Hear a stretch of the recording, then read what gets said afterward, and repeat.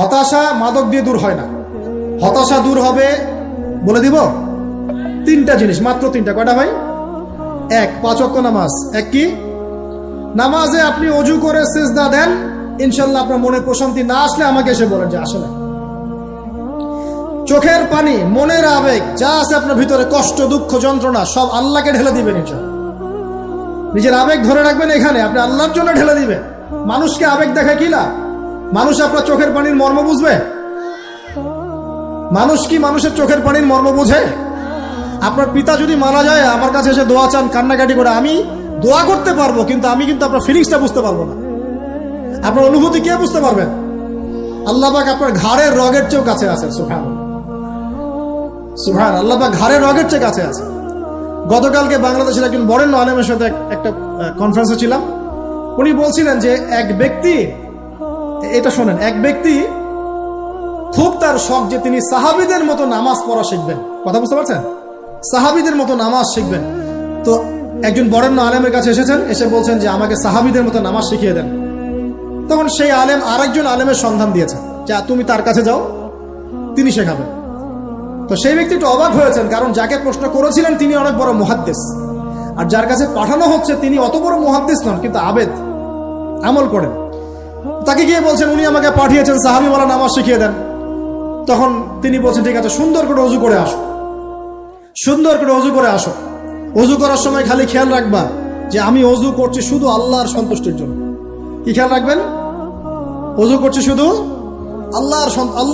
আল্লাহকে রাজি খুশি করার জন্য অজু করছে, আর কোনো উদ্দেশ্য নাই আমার।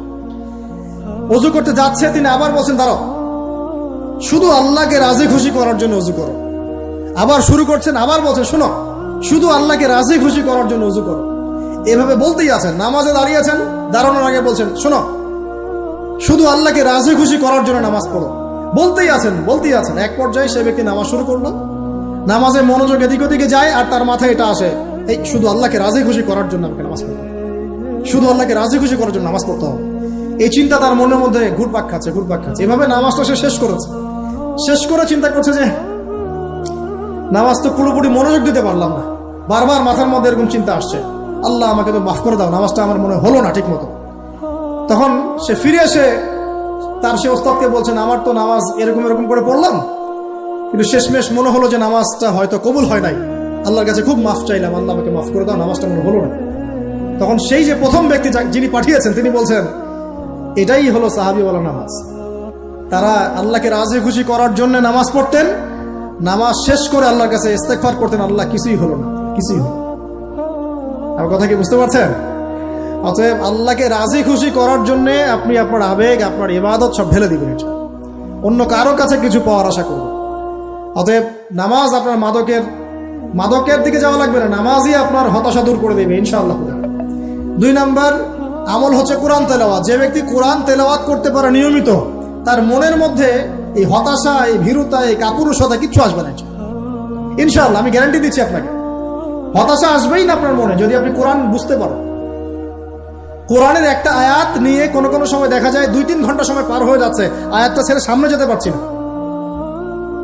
আয়াত নিয়ে কোনো সময় দেখা যায় 2-3 ঘন্টা সময় পার হয়ে যাচ্ছে, আয়াতটা ছেড়ে সামনে যেতে পারছি না। কোরআনের ভিতরে ঢুকলে আপনি দুনিয়ায় ভুলে যাবেন কি হচ্ছে আশপাশে। আমি এমন অনেক আলেমকে দেখেছি যে একটা বই, পাতলা একটা বই, আরবি বই নিয়ে পড়া শুরু করেছেন, যে ফজরের পরে জোহরের ওয়াক্ত হয়ে যাচ্ছে, বইটাই শেষ করতে পারেননি।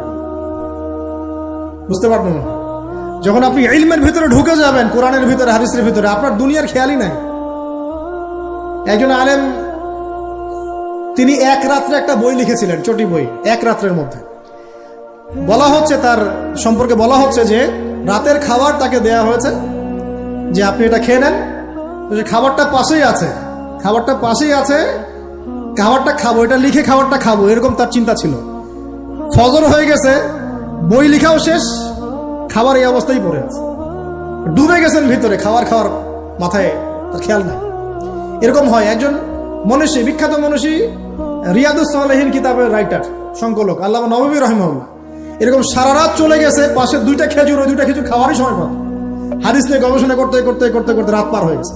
আমি বলতে চাচ্ছি, যখন ইলমের ভিতরে, কোরআন হাদিসের ভিতরে ঢুকে যাবেন, আপনার দুনিয়ার খেয়াল আপনার চলে যাবে ইনশাআল্লাহ। এই টেনশন